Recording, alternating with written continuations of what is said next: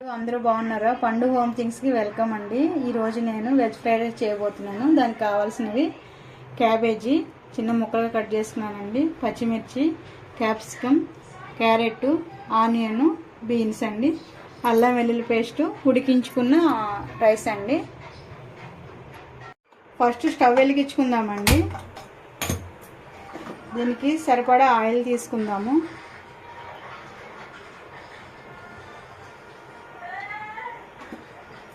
ఇందులో మనము 2 యాలకులు, 2 లవంగాలు, చిన్న చెక్క అండి వేసుకుంటున్నాము.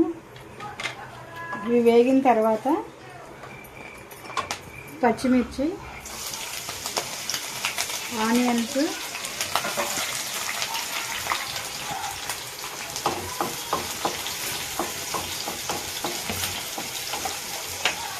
కొంచెం బాగా వేయించుకుందామండి. తర్వాత కరివేపాకు, క్యాబేజీ,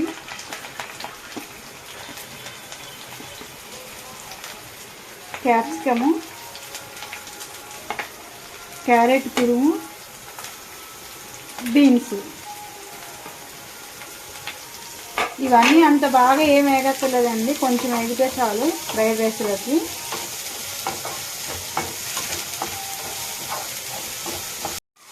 కొంచెం అల్లం వెల్లుల్లి పేస్ట్ అండి.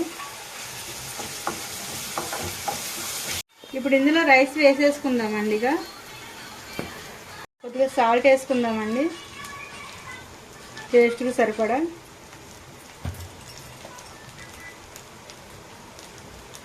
కొంచెం కారం,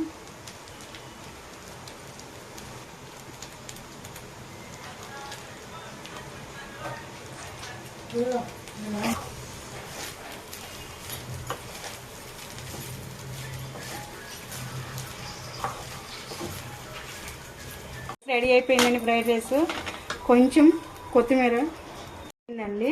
ఇది ఒక ప్లేట్లోకి తీసుకుందాం.